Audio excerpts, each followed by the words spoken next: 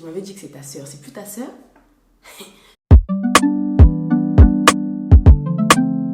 Hey guys, bienvenue sur my channel. Bonne année, meilleurs vœux pour l'année 2022. Je vous souhaite plein de bonnes choses. Je vous souhaite réussite dans vos projets, que Dieu vous guide, que Dieu vous accompagne durant toute cette année 2022. Bonne année! Alors, donc aujourd'hui, on revient pour une story time.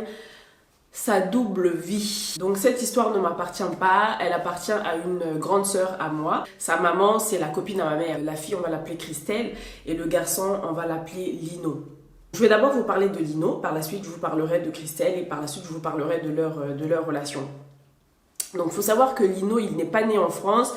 Il est venu, je sais pas à quel âge il est venu en France, mais il est venu en France lorsqu'il était au collège. Et il a atterri directement dans le sud. Donc c'est dans le sud qu'il a tout fait en fait. Il a grandi dans le sud, il a étudié dans le sud, il a tout fait dans le sud. Et il faut savoir que dans le sud, il habitait avec son père.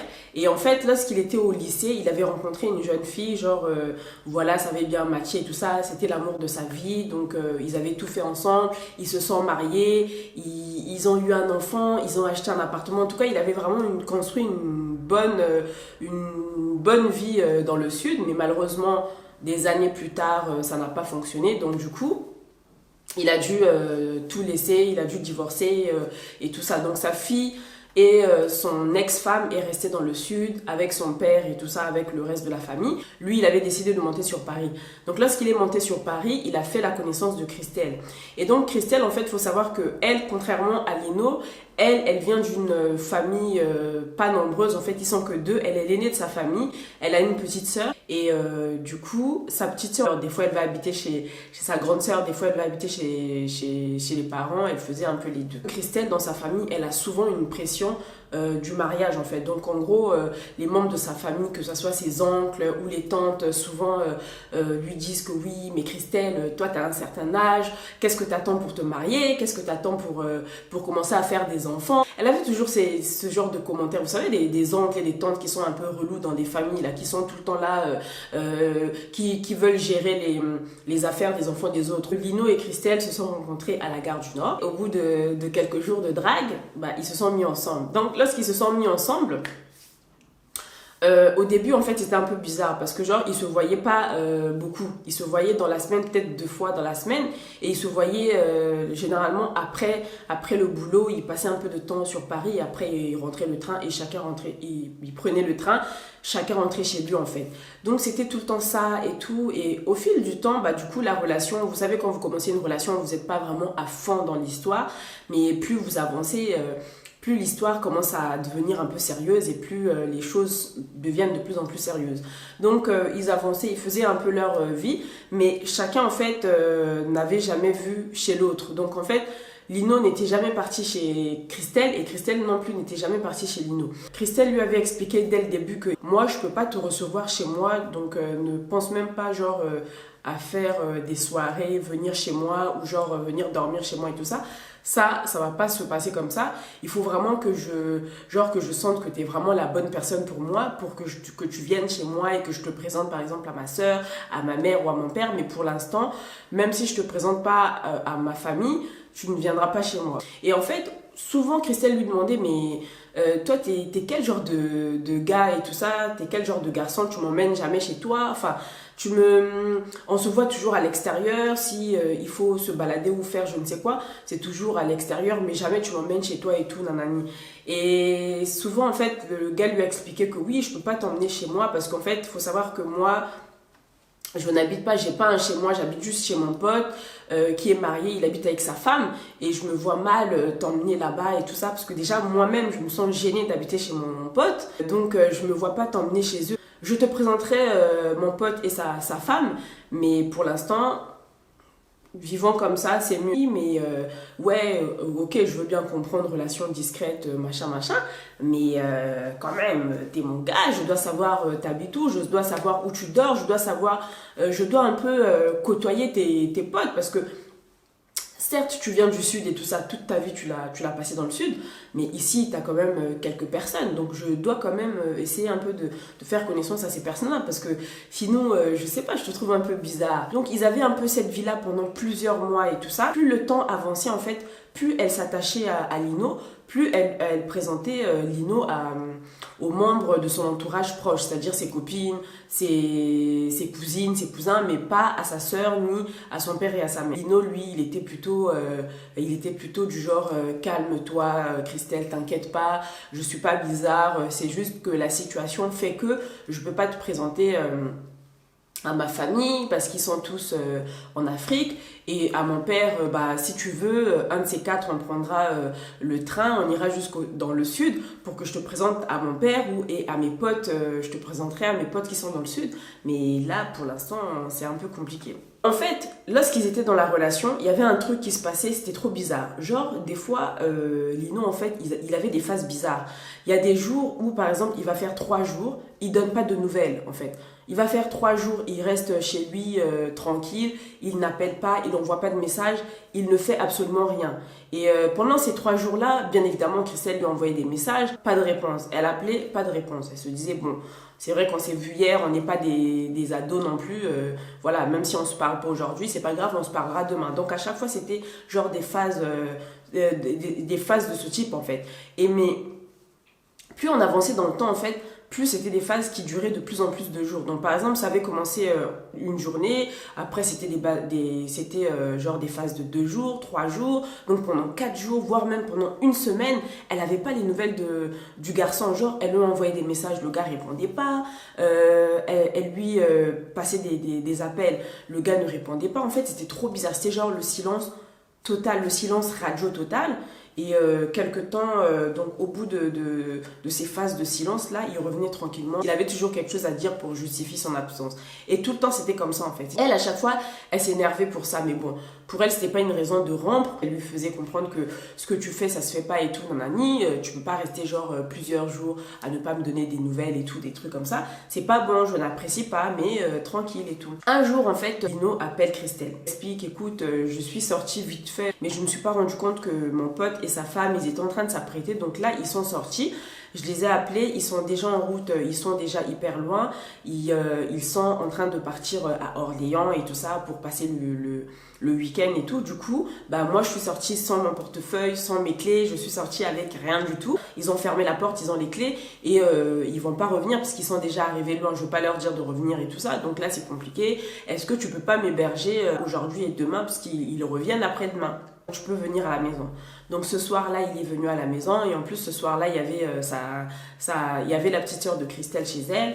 Donc du coup, elle a fait à manger, voilà, elle a présenté sa sœur à Lino. Donc ils ont fait connaissance, ils ont mangé, tout allait bien, ils ont passé la soirée, tout allait bien. À partir du moment où il était venu passer 2 jours chez elle, souvent ça lui est arrivé de lui dire que écoute, c'est bon, j'ai rencontré ta sœur, j'aimerais venir plus souvent chez toi. Donc du coup, il avait plus des phases du genre il va faire 2 jours, 3 jours, il va pas donner des nouvelles. Donc par exemple, il venait pendant 2 jours, 3 jours, il restait avec elle et après il partait, il rentrait chez lui. Mais à chaque fois que ça se passait comme ça, en fait, c'est pas Christelle qui décidait que ouais, viens chez moi, tu vas rester quelques jours et tout ça. Non, c'est toujours lui qui décidait en fait. Donc par exemple, il peut y arriver genre comme ça dans la semaine, elle lui dit ah oui, ça te dirait que aujourd'hui, que je vienne ou que demain, que je vienne chez toi et tout ça, que je reste 3 ou 4 jours et tout ça, ça te dirait et tout. Et elle, elle pouvait pas dire non. Donc à chaque fois, elle disait oui. Le gars prenait quelques affaires, il venait chez elle, restait 2-3 jours et après il rentrait chez lui. Donc ils avaient un peu cette vie-là. Au bout d'un moment, en fait, Lino ne travaillait plus parce qu'il faut savoir que là où il travaillait, c'était pas un CDI. Il travaillait juste pour remplacer une personne qui était en longue période de maladie ou quelque chose comme ça. Un jour, en fait, elle a organisé un repas, elle a invité sa mère, elle a invité Lino, et il y avait sa sœur, il y avait juste son père qui était pas présent à ce repas-là, mais en tout cas, ce jour-là, sa maman avait fait connaissance avec Lino et tout ça. Et en plus, sa mère, elle était trop contente. Ce jour-là, elle était trop contente. Alors, donc, plus les mois passent et tout ça, plus ils avaient une relation, comme je vous ai dit, hein, tout ce que je vous ai expliqué. Un jour, en fait, Christelle est revenue du travail. elle était à la gare du Nord et tout ça, elle attendait le train tranquillement et tout. Ce jour-là, elle avait fini plus tôt que prévu en fait. Ils avaient déjà affiché le train, mais ils n'avaient pas encore affiché la voie du train. Donc elle attendait qu'ils affichent la voie pour qu'elle aille rentrer dans le train. Donc elle était là, elle était assise avec son mal de tête et tout. Elle se sentait pas bien, elle était assise et tout. Elle regardait un peu partout et tout. Et à un moment, elle remarque, de loin, elle voit Lino avec une jeune femme. La jeune femme tenait Lino sur les épaules et Lino tenait la jeune femme par la taille et tout ça. Et ils avaient une démarche un peu bizarre. En fait, c'est la fille qui marchait bizarrement. Et elle, au début, elle s'est dit, non mais c'est peut-être pas Lino, bon, peut-être que je suis un peu trop fatiguée, hein, je fais de la fièvre, donc peut-être que c'est pas lui. Mais elle regardait, elle a insisté et tout ça, elle a bien regardé. En fait, la scène se passait de loin. Elle se rapproche un peu, elle dit, mais tiens, c'est qui cette jeune fille et tout ça. Elle n'a pas voulu aller faire un scandale, peut être un membre de sa famille, donc je ne vais pas tout de suite péter un plan. Donc elle ne dit rien, elle reste là où elle était, limite elle repart s'asseoir où elle était assise et tout, et elle les observe de loin en fait. Le soir, Christelle appelle Lino, Christelle demande à Lino, Lino, t'as fait quoi de beau aujourd'hui et tout ça, raconte-moi un peu ta journée. Bah écoute, j'ai rien fait de spécial, je suis restée toute la journée chez moi et tout. Christelle lui dit, t'es sûr de toi? Parce que moi je t'ai vu à JDN avec une jeune femme et tout. D'ailleurs, c'était qui la jeune fille et tout. Et là, Lino qui bégaye un peu et lui dit, ah oui, ah ouais, c'est vrai, ouais, oui, je suis bien sortie, je suis sortie vite fait. En fait, il y a ma cousine qui habite dans le sud, qui est remontée sur Paris. Elle a des rendez-vous, en fait, elle a une maladie et tout ça. Elle a des rendez-vous ici sur Paris avec un médecin, avec un spécialiste et tout. J'avais demandé à mon pote si elle peut être hébergée vraiment vite fait, histoire de passer ses rendez-vous, et elle allait rentrer vraiment rapidement et tout. Excuse-moi, je te l'avais pas dit. T'inquiète pas, je vais te la présenter dès lors qu'elle finit ses rendez-vous avec le spécialiste, juste avant qu'elle retourne dans le sud. Un autre soir, Christelle recroise Lino avec sa cousine. Mais par contre, à ce moment-là, en fait, sa cousine, elle n'avait pas du mal à marcher. Sa cousine, elle était normale, elle marchait normalement. Et là, Christelle, elle s'est dit, oh, mais elle est encore là. Normalement, elle devait rester sur Paris qu'une seule semaine. C'est trop bizarre, ça. À ce moment-là, elle décide d'aller les voir. Et donc, lorsqu'elle arrive là où ils étaient, là où Lino et cette jeune femme étaient, elle regarde Lino. Lino, il avait l'air pas bien en fait, genre il commençait à bouger un peu de partout, ça se voyait qu'il était mal à l'aise.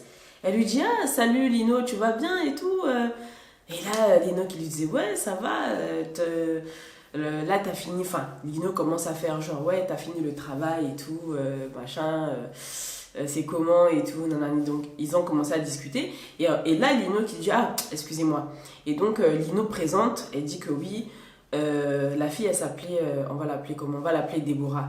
Donc la fille, elle dit, en fait, Lino dit à la fille, Déborah, je te présente Christelle. Christelle, je te présente Déborah. Et là, Christelle, avec un grand sourire, ah oui, Déborah, ça va et tout. Déborah lui dit, ouais, ça va et toi et tout ça. Donc, tout avec un sourire, ils rentrent tous les trois dans le train, ils s'assoient tous les trois ensemble, le train démarre et il part. Et là, il y avait un grand silence, mais vraiment un grand silence. De toute façon, Déborah, elle ne parlait pas. Elle attendait que son train arrive à bon port pour qu'elle descende. Elle n'avait pas à parler à qui que ce soit, donc elle était calme. Et Lino, pareil. Lino, en fait, il était très calme. Christelle n'avait jamais vu Lino aussi calme, en fait. Lino, il était là, genre, il était assis, il était bien droit. Il n'arrêtait pas de bouger les pieds. Ça se voyait qu'il était stressé. Et Christelle ne comprenait pas trop. Elle se disait, oh, mais pourquoi il est stressé celui-là? Trop bizarre, ça. Donc, elle aussi, elle n'avait pas trop cherché à poser des questions. Elle avait senti que le garçon, il était mal à l'aise et tout ça. Donc, elle est restée calme. Et tout ça, le train a avancé, ils sont descendus, donc Lino et la jeune femme sont descendus. Elle, du coup, elle est rentrée chez elle. Le soir, Lino appelle Christelle en disant que oui, ça va et tout, des trucs comme ça. Et Christelle lui dit, mais ça va pas trop, t'étais trop bizarre tout à l'heure dans le train et tout. Pourquoi, enfin, lorsque tu m'as présenté à ta cousine, pourquoi tu m'as pas présenté en tant que ta copine et tout? Pourquoi t'as juste dit que... Pourquoi t'as juste sorti mon prénom? En fait, ça me dérange un peu parce que moi, je sais que elle, c'est ta cousine, mais elle ne sait pas qui je suis pour toi. Donc, vu que moi, tu m'as jamais présenté personne de ta famille, moi, je trouve que c'était le bon moment de me présenter à ta cousine. Mais après, si t'as pas voulu me présenter en tant que ta copine, c'est pas bien grave, mais sache que j'ai pas trop apprécié. Et là, Lino qui lui dit non, mais t'inquiète, c'est juste que j'y ai pas pensé, mais t'inquiète pas, lorsqu'on est rentré, elle m'a demandé qui t'étais et tout ça, et je lui ai bien dit que tu étais ma copine, donc il n'y a pas de souci et tout. Donc là, l'histoire est passée et tout. Donc ils ont continué à se voir comme d'habitude, tout va bien, tout va bien en fait. Ils ont continué à se voir et lui il a continué à faire ses phases comme je vous avais dit tout à l'heure, il faisait des phases du genre une journée, 2 jours, il donne pas de nouvelles. Au bout du 3e jour, il donne des nouvelles. En tout cas, elle, ça l'inquiétait pas trop en fait. Elle se disait, bah bon, débarras, le gars il donne pas de nouvelles, je l'appelle, il répond pas, il a qu'à rester dans son coin. Moi aussi, je reste dans mon coin. Parce que elle aussi, en fait, il faut savoir, c'était une personne solitaire. Parce que, comme je vous ai dit, en fait, elle n'est pas issue d'une famille où il y avait beaucoup d'enfants, donc elles étaient que 2. Mais très souvent, elle a souvent passé sa vie seule. Elle a souvent été, c'est quelqu'un de très introverti, donc elle était vraiment, elle aime bien la solitude aussi. Donc elle, les fois où le gars il faisait ses phases, le nombre de, enfin, les moments où le gars il faisait ses phases qui donnait pas de nouvelles et tout ça, elle, ça l'arrangeait quelque part parce qu'elle avait aussi des fois envie d'être seule. Donc le temps passe, un autre jour et tout, Christelle recroise Lino avec la même jeune fille, mais là en fait c'était trop bizarre. Pourquoi? Parce que normalement cette jeune femme était censée rester qu'une seule semaine sur Paris. Déjà, la première fois que Christelle avait vu cette jeune femme avec Lino lui avait expliqué que c'était ma cousine, elle restait qu'une semaine et tout ça. Et la deuxième fois que Christelle les avait revus, ça faisait plus d'une semaine, ça faisait même plus de 2 semaines. Donc elle s'est dit, bon, peut-être que vu qu'elle est malade, elle a une maladie, je ne sais pas quelle maladie elle a, apparemment vu qu'elle est malade, peut-être qu'elle a prolongé ses soins et tout ça, c'est normal, je ne vais pas trop poser de questions là-dessus. Et la 3e fois qu'elle les a vus, en fait, elle est repartie, ah salut Déborah, tu vas bien et tout. Et Déborah, toute gentille, vraiment très gentille et tout, elle lui dit, ah ouais, salut Christelle et tout, alors ça va et tout, nanani. Et tout, et Lino il était mal à l'aise, il était vraiment décomposé, il était vraiment, ça se voyait qu'il était pas bien, genre il arrêtait pas de bouger, il arrêtait pas de, genre, vous savez quand vous êtes debout et que vous êtes pas dans votre élément, vous arrêtez pas de faire des mouvements, donc lui il arrêtait pas de faire des mouvements et tout ça, ça se voyait qu'il était pas bien. Christelle dit à Lino, devant Déborah, mais en fait Lino, la dernière fois tu m'as pas présenté, en fait tu m'as pas dit qui elle était pour toi et tu m'as pas présenté moi qui j'étais pour toi en fait. Et là Déborah les regarde. Déborah regarde Christelle en disant que comment ça tu sais pas qui je suis pour lui? Et Christelle sourit en disant que bah non justement je sais pas, je suis sa femme et tout ça. Et Christelle qui dit hein? Ça fait 3 ans qu'on est ensemble, on habite ensemble et tout ça. Elle dit quoi? Mais toi si t'es sa femme, t'es sa copine, donc moi je suis qui alors? Écoute, moi je sors avec ce Lino, ça fait 1 an qu'on est ensemble et on se voit régulièrement et tout ça. Et ça m'étonne de savoir qu'il a une vie, ça m'étonne de savoir que toi... que tu existes alors qu'il y a des journées où il vient chez moi, il y a des jours, il y a des soirées, il dort chez moi et tout. Je suis vraiment très très étonnée. Le gars il était un peu genre... Enfin, il savait pas quoi dire en fait. Il savait pas, il était gêné, il savait pas quoi dire et tout ça. De toute façon, elle n'était plus là pour voir ce qui s'était passé derrière. Elle entendait juste que la fille est en train de crier du genre... est-ce que c'est vrai ce qu'elle a dit et tout ça, est-ce que c'est ça et tout, comment t'as pu faire ça et tout, machin et tout. En tout cas, elle est partie prendre son train. Donc depuis le jour où Christelle a eu une conversation avec Lino et Déborah, ils ne sont plus rentrés en contact. L'histoire l'avait tellement marquée qu'après cette histoire, elle a mis vraiment beaucoup de temps à se remettre en couple. Elle a vraiment eu du mal à faire confiance à quelqu'un. Elle est restée mais vraiment beaucoup de temps. Beaucoup d'années même sans se mettre en relation parce que cette relation-là l'avait quand même assez marquée. C'est la fin de cette story time. J'espère qu'elle vous a plu. N'hésitez pas à vous abonner à ma chaîne. N'hésitez pas à liker, à commenter. Moi, je vous dis à très bientôt.